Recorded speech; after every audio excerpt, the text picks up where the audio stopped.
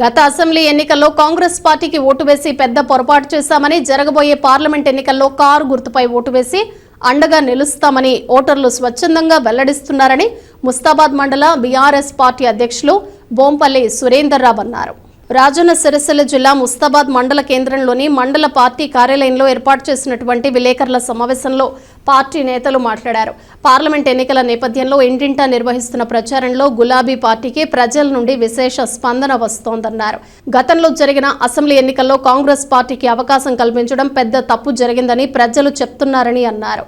ఈ సమావేశంలో పట్టణ శాఖ అధ్యక్షుడు ఎద్దండి నరసింహారెడ్డి, మాజీ జడ్పీ కోఆప్షన్ సభ్యుడు మహమ్మద్ సర్వర్ పాషా, మాజీ వ్యవసాయ market committee chairman Battula Anjaiah, మాజీ సర్పంచ్ నల్లా నర్సయ్య, నాయకులు శీలం స్వామి, ఏదునూరి రామచంద్రం, కోడే శ్రీనివాస్, గూడూరి భరత్, రమేష్ తదితరులు పాల్గొన్నారు. ఉపాధి హామీలో మేము వెళ్ళినప్పుడు వినబడేటువంటి మాటలు, మరి సీఎం రేవంత్ రెడ్డి గారు కూడా వారి యొక్క సీఎం హోదాకు తగ్గినటువంటి భాషను కాకుండా వారు మాట్లాడేటువంటి మాటలు కూడా ఒక ఉపాధి హామీలో పనిచేసేటువంటి కూలీలు కూడా అసహించుకుంటున్నటువంటి సందర్భాన్ని మేము విన్నాం వారి మాటల్లోనే.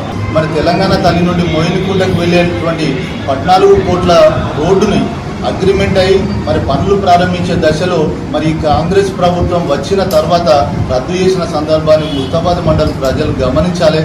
కాబట్టి మరి అభివృద్ధి ఇచ్చినటువంటి ఫలాల్ని వేరే మండలాలకి, వేరే కాన్స్టిట్యున్సీకి తీసుకుపోయిన తరుణంలో మనం ఎందుకు ఓటేయాలి? ఇది ఒకటి గమనించి రేపు రాబోయే 13వ తారీఖున జరిగేటువంటి లోక్సభ ఎన్నికల్లో మరి అభివృద్ధి ప్రదాత, ఈ ప్రాంతం నాయకుడు, మరి ప్రతి నిమిషం ప్రజల కోసం తప్పించే తెలంగాణ హృదయ స్పందనమైనటువంటి గౌరవనీయులు మాజీ ముఖ్యమంత్రి కేసీఆర్ గారి పక్షాన, కేటీఆర్ పక్షాన మనందరం నిలబడదాం. మరి వారు నిలిపినటువంటి అభ్యర్థి తెలంగాణ ఉద్యమంలో భాగస్వామి అయినటువంటి మాజీ ఎంపీ గారు వినోద్ కుమార్ గారికి మీరందరూ మనందరం కలిసి బాసటగా ఉండి మరి వారిని మంచి మెజార్టీతో గెలిపించాల్సిందిగా మీ అందరినీ కోరుతూ